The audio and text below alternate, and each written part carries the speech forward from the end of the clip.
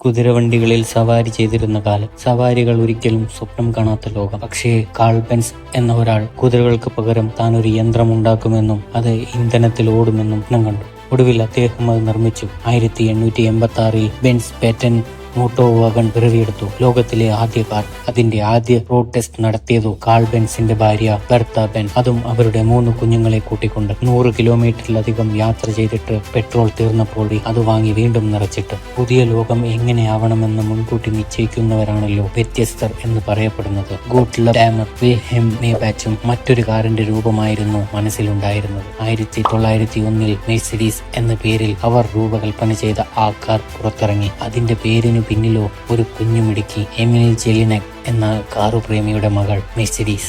1926 calls ബെൻസിന്റെ കമ്പനിയുമായി ഡാംലറിന്റെ company ലയിച്ച് പിറന്ന മെഴ്സിഡീസ് ബെൻസ് വെറും ഒരു ഒരുമിക്കൽ ആയിരുന്നില്ല. 2 മനസ്സുകളുടെ കാലത്തിന്റെ നിയോഗം പോലെയുള്ള ഒരു കൂടിച്ചേരലായിരുന്നു.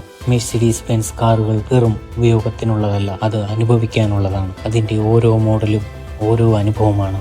എസ് ക്ലാസ് രാജാക്കന്മാർക്ക്, ജി വാഗൺ സാഹസികർക്ക്, AMG സീരീസ് അതിരുകൾ ഭേദിക്കാൻ. സ്വപ്നം കാണുന്നത് സാധാരണമാണ്, അതിന്റെ പിന്നാലെ കുതിക്കുന്നതാണ് ഏറ്റവും മികച്ചത്. ബെർത്ത ബെൻസ് പോലെ ആരെങ്കിലും നിങ്ങളുടെ വഴി പിന്തുടരാൻ തയ്യാറായാൽ ആ വഴി ചരിത്രമാകും. നിങ്ങളുടെ പ്രോഡക്റ്റ് ലോകം ഉപയോഗിക്കും, എന്നാൽ അതിന്റെ പിന്നിലെ കാഴ്ചപ്പാട് അവരിൽ ഏറ്റവും വലിയ മതിപ്പുളവാക്കും. മെഴ്സിഡീസ് ബെൻസ് അടിവരയിടുന്നത് എന്തെന്നാൽ ദ ബെസ്റ്റ് ഓർ നത്തിങ്. അത് തന്നെയല്ലേ നമ്മുടെ ജീവിതത്തിലും വേണ്ട.